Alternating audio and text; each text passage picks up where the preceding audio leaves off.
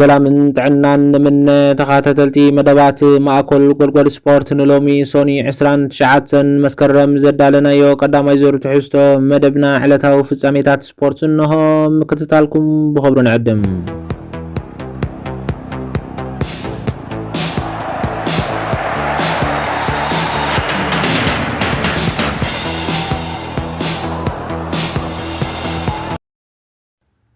አርሰናል ትማሊ ኣብ ናይ ሻድሻይ ሶምን መደባ አንጻር ኒውካስትል ገጢማ ብዘመዝገበት ዓወት ናብታ መራሒት ዘላ ክለብ ሊቨርፑል ተጸጊዓ ሓዲራ ነይራ ካብቲ ብዙሕ ፍጻሜታት ዝተኸስተሉ ጾታ ካብቲ ገለን ዓናስ ትራእየና ብመልክዕ ትንተና ኣብ 6 ፍጻሜታት ከፊልና ክንቕርቦ ክንፍትን ኢና ቀዳማይ ፍጻሜ ምቕያር ኣሰላልፋ ሚኬል አርቴታ ንኣርሰናል እንታይ ዓይነት ለውጢ ሂቡ ዝብል እዩ እዚ ስፓኛዊ አሰልጣኒ አቀዲሙ ኣብ ሜዳ ኒውካስትል ጌሹ 3 ግዜ ስዕረት ኣመዝጊቡ ክምለስ ምግዳዱ ኣብ ኣሰላልፉ ለውጢ ገይሩ ምምፁ ነቲ ክንቀፈሉ ዝጸንሐ ጉዳይ ገለ ምዕረፊ ክኸውን ክኢሉ እዩ ብመሰረት እቲ ኣብ ኣሰላልፋ ጋንቱ ዝገበሮ ለውጢ አርሰናል ንኒውካስትል ፕረስ ክትገብራን ዘይከም ቀደማ ኣብ ቀዳሞት 10 ደቂቕ ታርጌት ዝሃለማ ፈተነታት ከተካይድ ተራእያ እቲ ካልኣይ ፍጻሜ አርሰናል ኣብ መበል 14 ደቂቕ ኣብ ልዕሊ ጌኮሮስ በሓላው ልዳት ኒክ ፖፕ ዝተፈጸመ በደል ፍጹም ቅላዕ ይግባእ ነይሩ ዶ ኣይግባእን ዝብል ሕቶ እዩ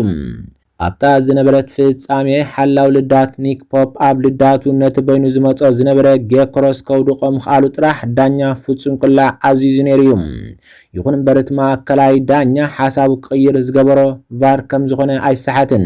ብዘካዚ ሓላው ልዳት ኒክ ፖፕ ዋላ እኳ ኩዕሶ ክትንክፍ እንተኸኣለ ነታ ዝመፀቶ ኩዕሶ ግን ብግቡእ ካርማይ ተራእየን ካልኣይ ንቪክተር ጌኮሮስ እንተዘየውድቆ ነይሩ ድማ ምናልባት ኩዕሶ ረኪቡ ሾቶ ናይ ምምዝጋብ ዕድል ስለ ዝነበሮ ብኣረኣእያናትና አርሰናል ፍጹም ቅላዕ ክትዋሃብ ዝግባእ እዩ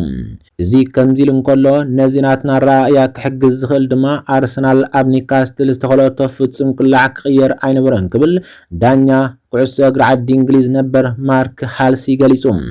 እቲ ዳኛ ነበር ኣብ መግለጺኡ ፍጹም ቅላዕ ቪክተር ጌኮሮስ ክትዋሃብ ነይርዋ ሓላው ልዳት ኒክ ፖፕ ኩዕሶ ተንኪፉ ክኸውን ይኽእል እዩ እንተኾነ ግን ነታ ኩዕሶ ብጽቡቕ ስለ ዘይረኸባ እቲ ዝገበሮ ጌጋ ንፍጹም ቅላዕ ዘውህብ እዩ ክብል ገሊጹ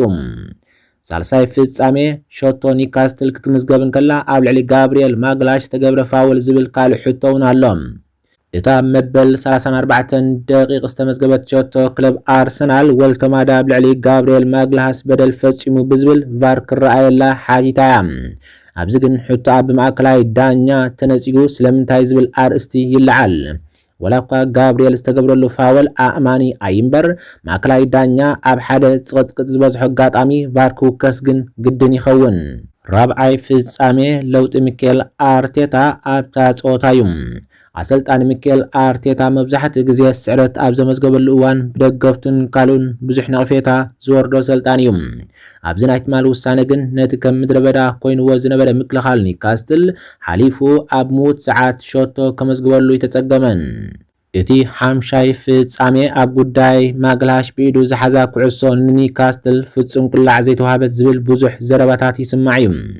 ብልክዕት ፍጻሜ ብቫር ተራእዩ ክውሰን ዝግብኦ እኳ እንተነበረ ይኹን እምበር ነታ አንጻር ጋንታ 2 ግዜ ዝበደለ ዳኛ ኣብ ሕጂ በፂሑ ንዓ ፍርዲ ክህባ ማለት ድማ ስነ ሞገድ ዘይብሉ ጭፈራ ክኸውን ይገብሮም ብሓፈሻ ግን ማሕበር ዳኛ ዓዲ እንግሊዝ ናበይ ገጹ ኢልካ ኣርእስቲ ምሃብ ፍትሓዊ ኣርእስቲ ይኸውን እቲ ሻድሻይ ፍጻሜ ብሉጽነት ሓላው ልዳት ኒክ ፖፕ ብብሉጽነት ክለብ አርሰናል ኣብ ሴት ፒስ ዝተደወነሉ ፍጻሜ እዩ ሓላው ልዳት ኒክ ፖፕ ኣዝየን ዘገርማ ፈተነታት ክለብ አርሰናል ኣምኪኑ ዝለዓለ ክብሪ ክወሃቦ ዝግብኦ እኳ እንተኾነ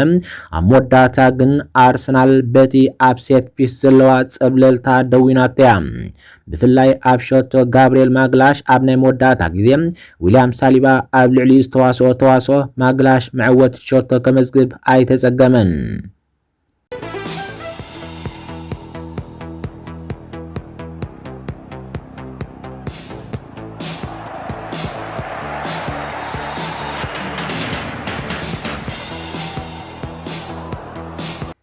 እንግሊዛዊት ክለብ ቸልሲ ንሓደ 69.8 ሚልዮን ፓውንድ ዝዋጉ ተጻዋታይ ክተሳግሮ ናብ ውድድር ኣትያ ከም ዘላ ጸብጻባት ሓቢሮም።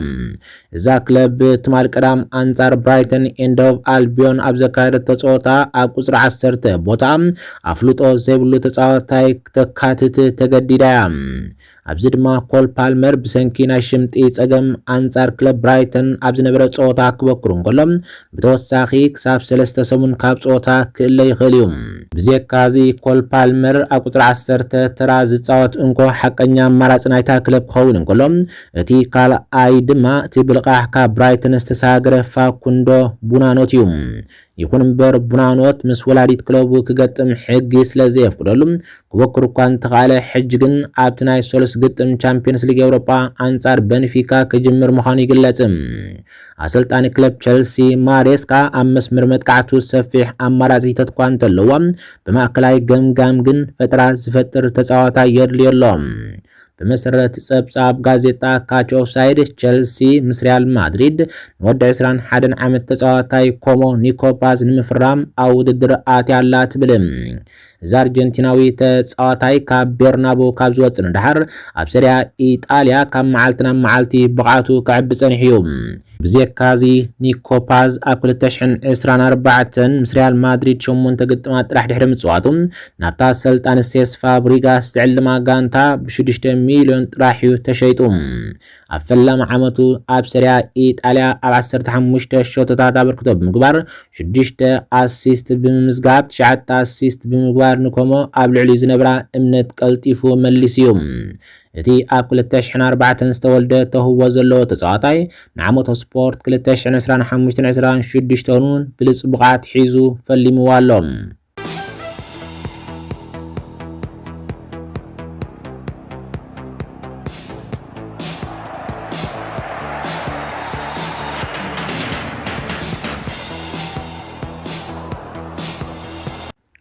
ናይ መርሲሳይድ ክለብ ሊቨርፑል ኣብ 2026 ተጻዋታይ ክለብ አትሌቲኮ ማድሪድ ሁሊያን አልቫሬዝ ንምስጋር ትሕተቶ ዋጋ ተነጊርዋ ከም ዘሎ ተገሊጹ።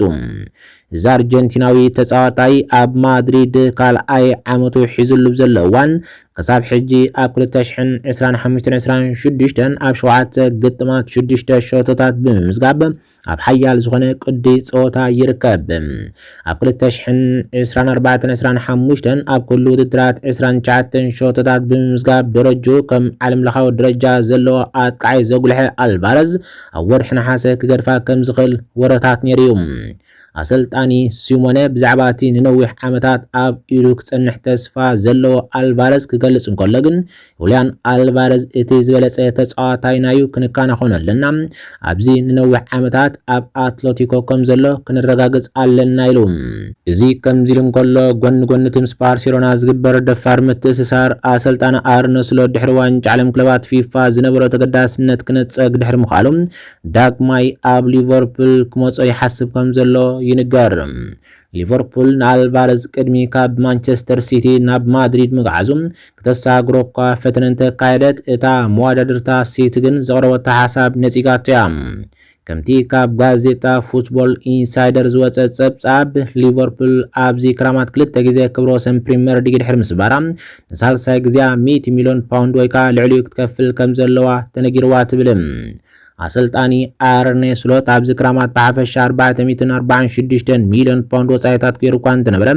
እታ ክለብ ግን ኣብ 2026 ዳግማይ ክድግፎ ምዃና ይግለጽ።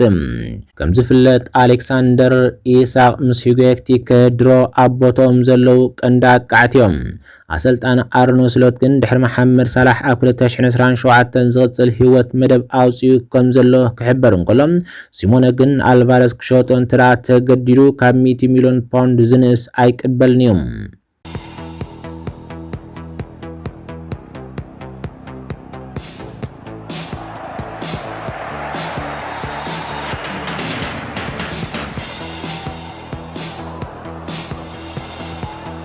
ማንቸስተር ዩናይትድ ኣብ 2026 ናጥቃዓይ ክለብ ጁቬንቱስ ዱዛን ቡልሃቮች ክተሳግሮ ትጥምት ከም ዘላ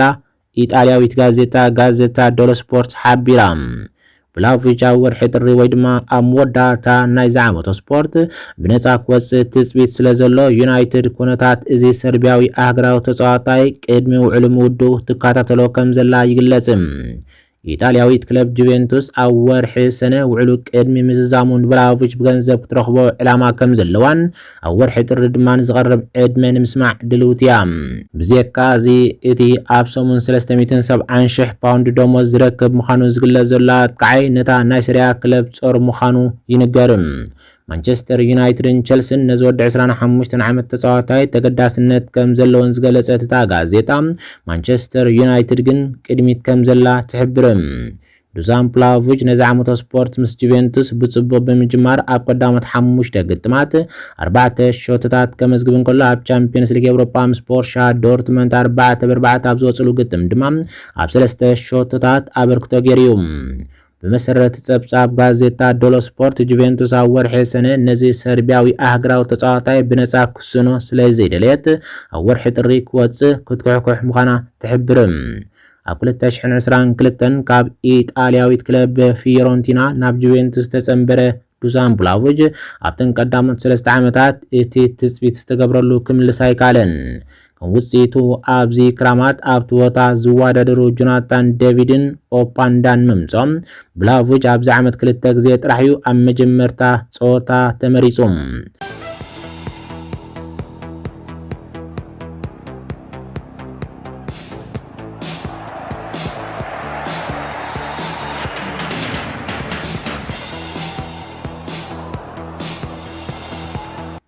እንግሊዛዊት ክለብ ማንቸስተር ሲቲ ፖርቹጋላዊ አካፋፋሊ ፈረንሳዊት ክለብ ፒኤስጂ ጆኦ ኔቫስ ዓይኒ ከም ዘውደቐትሉ ተገሊጹ። ማንቸስተር ሲቲ ኣብዚ ክራማት ብዙሕ ጽገና ብምግባር ጽዑቕ መስኮት ምስ ጋር እኳ እንተካየደት ግና ዘይተዛዘመ ስምዒት ከም ዘለዋ ግን ይግለጽ። እታ ፔፕ ጓርዲዮላ ዝዕልማ ጋንታ ኣብዚ ዓመቶ ስፖርት ዝተሓዋወሰ ውጽኢት ኣብ ዘመዝገበትሉ ሕጂ ግን እግራ ዝረኸበት እኳ እንተመሰለት ንዝያዳ ዓወት ንምምዝጋብ ግን ነታ ጋንታ ንምሕያል ድሌት ኣለዋ። ማንቸስተር ሲቲ ነቲ ጃኒ ራይንደርስ እኳ እንተወሰኸት ማእከል ሜዳ ክትሕይል ግን ቆሪፃ ተላዒላ ኣላ። ሕጂ ድማ ንተጻዋታይ ኒውካስትል ብሩኖ ጉማሬሽ ሓዊሳ ኣብ ዝርዝር ኣስማት ኣዳልያ ኣላ። ይኹን እምበር ጋዜጣ ፉትቦል ኢንሳይደር ትማል 28 መስከረም ኣብ ዝሃበቶ መግለጺ ማንቸስተር ሲቲ ኣብ ክራማት ዘይወግዓዊ ኣቀራርባ እኳ እንተገበረት ንብሩኖ ጉማሬሽ ክሰልጣ ከም ዘይክእል ተሓቢርዋ ትብል። ውጽኢት ድማን ተጻዋታይ ፓሪስ ሰንት ጀርመን ጆኦ ኔቫስ ኣማራጭታት ማእከል ሜዳ ዝያዳ ንምድላል ኣብ ትገብሮ ዘላ ጻዕሪ ናይ ሕልሚ ፈራሚ ፔፕ ጓርዲዮላ ኮይኑ ተቐልቂሉ ከም ዘሎ ትሕብር። ከምቲ ኣብ ዝሓለፈ ሕታም ናይ ፉትቦል ኢንሳይደር ዝተገልጸ መግለጺ ማንቸስተር ሲቲን ወዲ 21 ዓመት ኔቫስ ንምፍራም ኣብ ግምት ኣትያቶላ ኢላ ነይራ። እዚ ፖርቹጋላዊ ኣህግራዊ ተጻዋታይ ጋንቱ ትሪፕል ክትዕወት ዝሓገዘ ክኸውን እንከሎ ኣብዚ ቀረባ እዋን ኣብ ዝርዝር ባሎን ዲዮር መበል 19 ደረጃ ሒዙ እዩ።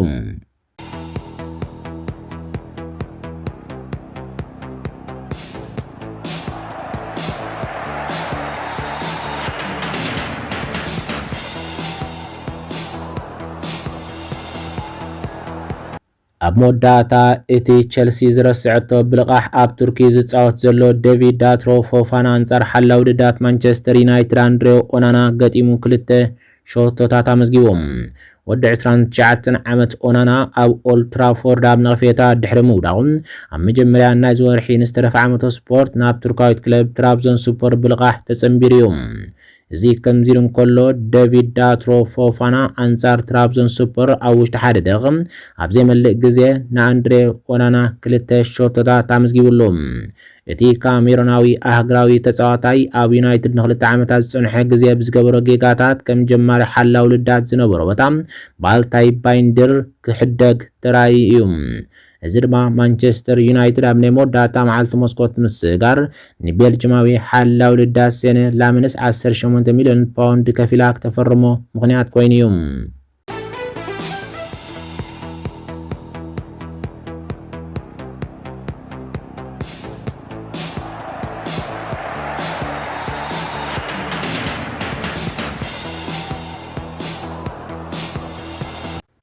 ዝኸበርኩም ተኸታተልቲ መደባት ማዕከል ጎልጎል ስፖርት ንሕጂ ዝበልናዮ መደብ ነዚ ይመስል ነይሩ። ስለምክትታልኩም ኣዚና እናመስገንና ኣብ ቀጻሊ መደብ ካልእ ትሕዝቶ ክሳብ ንራኸብ ሰናይ ንኹልና።